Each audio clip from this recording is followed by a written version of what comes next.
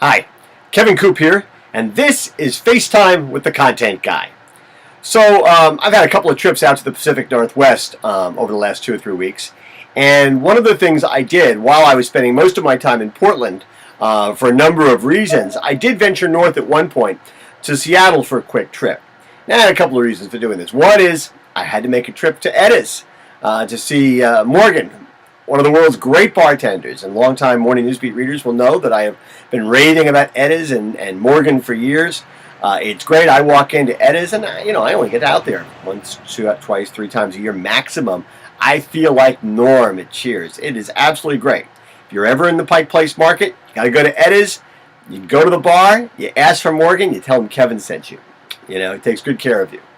Anyway, but the other reason I wanted to go to Seattle was I wanted to see a store called Hointer. Now, perhaps you remember Hointer. I've written about it here on Morning Newsbeat before. We've had some email about it. Hointer is basically a jeans store, but it's a jeans store with a difference. Basically, you go into most jeans stores and they've got racks and racks and stacks of jeans, and there's, a variety of sizes and a variety of styles, and you got to thumb through them and all that kind of stuff. But it's very different at Hointer. Basically, the first Hointer store is in sort of a nondescript location, sort of an odd location, a little bit, a corner you wouldn't necessarily be able to find very easily. And you walk in, and there must be 20, 25 pair of jeans, and they're all hanging from rods. Okay, the rods are basically hanging from the ceiling. And each pair of jeans is one pair of jeans in each style. Okay, some are slim fit, some are regular, some are a little bit what when I was a kid they used to call husky. I think now they say relaxed. I like relaxed more than I like husky.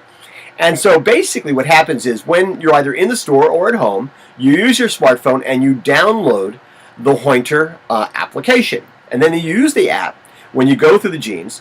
Each one has, the name, the size, the name or the style on it, and a QR code.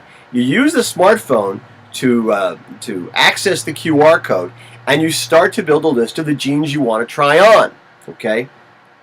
Then what happens is you tell the application what size you want, and the application then tells you which dressing room to go to.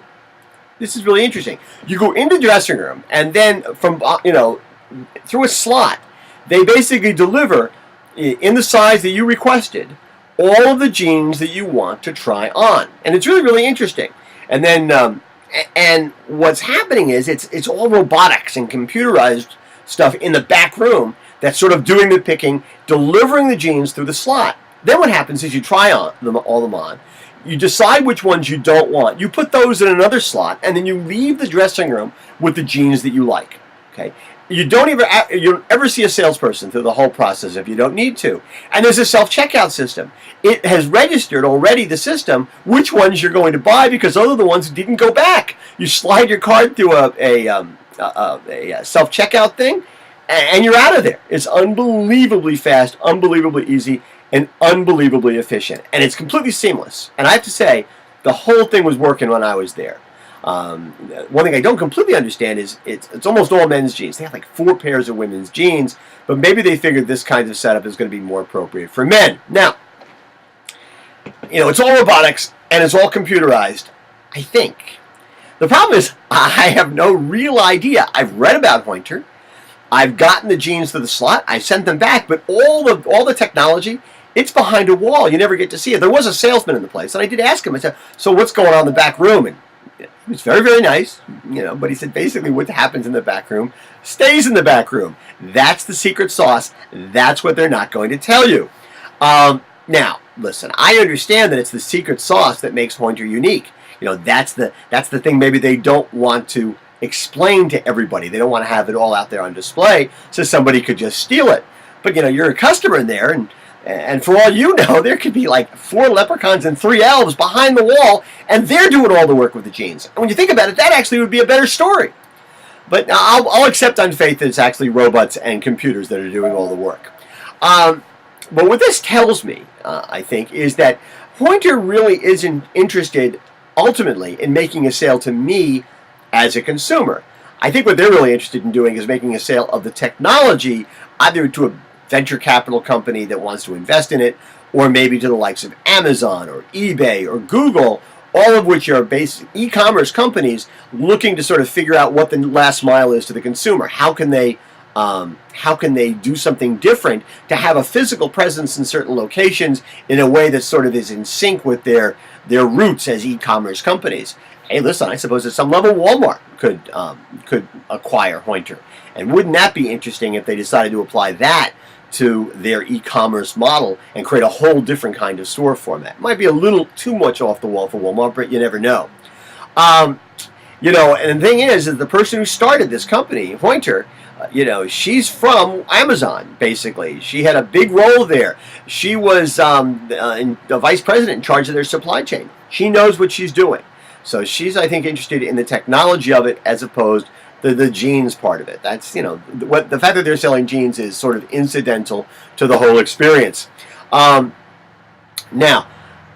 it's interesting. As a consumer, I found this a little bit off-putting, only in the sense that, when I go to a restaurant, I love to go into restaurants where they have a big open kitchen because I like to see stuff going on. Hey, listen, I shop at Stu Leonard's almost every week. I love, even to this day, I've been going there for almost 30 years, I love seeing the milk bottling line. I love seeing the open back rooms. I like that in any supermarket, when you can see the open back room and you can sort of see what's going on. To me, it gets sort of me invested in the experience. I have a better sense of it. And that's something that I think that is missing at Hointer. But as I say, I don't think they're particularly interested in selling to me other than jeans. They're really interested in VC companies and other sort of e-commerce companies. And listen, this whole thing about selling out, I think that's pretty much, a given when you think that they've opened a second store in Palo Alto and they're opening another store in downtown Seattle. Now they're looking for a higher profile, and I think they're looking for a higher profile with that audience. Now, I do want to not be careful not to undersell the experience. There was something very Star Trek about it. It was almost like they had replicators. If you remember the old Star Trek TV series, well, maybe that's what they're doing. They're replicating the amount of energy, and there aren't actually physical jeans in the back at all. I mean, who really knows? And the thing is, I have to be honest. I'm not Hointer's ideal customer. Basically, I've been wearing the same style LL Bean jeans for about 30 years. Not the same size, unfortunately, but the same style. That's what I do. Boom, I know exactly what I want. So I'm not always I'm not somebody who's necessarily going to go look for new jeans. But I got to tell you, I may complain about the Hointer experience. I bought 2 pair. Go figure. So maybe the retailing experience is a little bit more than I'm giving credit for. Anyway, that's what I'm thinking about this Thursday morning. As always, I want to hear what you are thinking about.